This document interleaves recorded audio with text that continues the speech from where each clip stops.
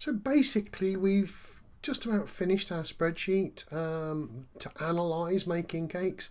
What we can do again, because there's just a lot of numbers, it's a lot of noise.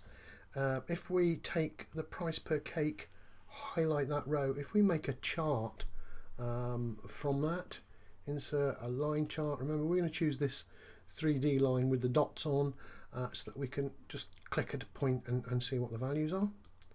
And there we go. We have now got the price. Now it's looking very much like the previous value for cakes. In other words, it's going down. We're getting a little blip, but then it's evening off the more cakes that we make, which is fine. In fact, let's delete this and I'll show you how to chart two things together. So I'm going to delete that. Now, if you highlight the price per cake here, hold down the control key and then highlight price per cake in the second one and then let go of the control key, you will have highlighted two lines at the same time, so you can chart both of those against one another. So if you then go to insert a line chart, 3D line, there you go. So we've now got in red the price after being cooked, and in blue forgetting all about the cooking, just how much the ingredients cost. And you can see that there's a big difference here, £1.57. So if you only buy one packet, you're going to have to charge sort of £1.57 just to cover your costs per cake. And again, notice that this is now beginning to dip and rise, particularly in the early part. So you have to be careful how many cakes you decide to make, because the costs of sort of cooking and buying ingredients is going to make, in the early stages, the fewer the packets, is going to make large changes. So you might end up making a loss. But the charge has certainly gone up quite a way. So from 40 pence per cake, it's now gone up to 81 pence per cake. Now the beauty of this is that, and I'm going to leave this on the screen, and let's hope this works. The beauty is it's a spreadsheet, so we can change values. So let's first of all change the price of the butter. Let's say that goes to £1 instead of £1.85, and we can immediately see the changes both in the numbers here and in the graphs. Okay, so let's say we get cheaper eggs at 50p. Again, there's a change in the prices, change in the graphs. Let's say we reduce the price of the amount we're being charged for electricity. Say we reduce that to £3. Again, we're getting a closer match. These have changed, the entire items have changed. So now 60p instead of 80p per cake, £1 and 3 pence for the most expensive. So if you only use one packet and you cook them, it's going to cost you £1 and 3p per cake. So let's put these values back and see that. So this was 0.89 and this was £1.85. We can see that the cake is now £1.57 for each one. So you've got a model where you can start changing the values, even cooking time. So if it takes half an hour to cook instead of 15 minutes, does that affect? Wow, that affects quite a lot. Okay, so let's put that back to 15.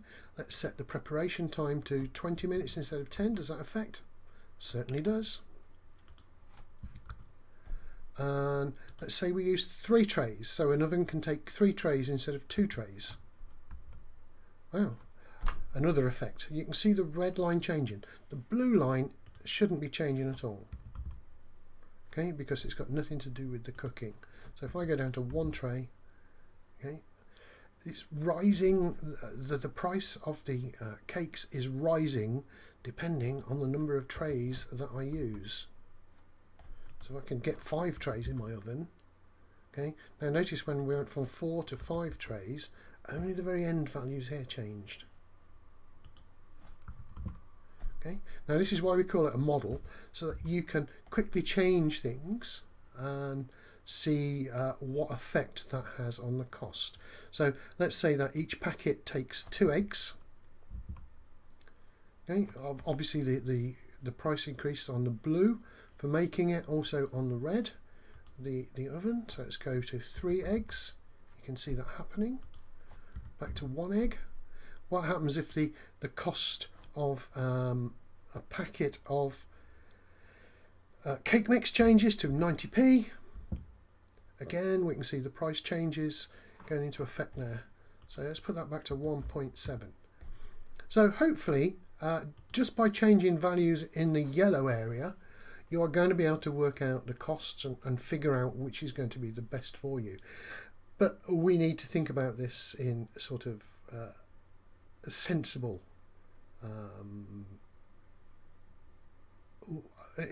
way, because obviously, again, making 320 cakes really isn't going to be much good. Let me delete this chart,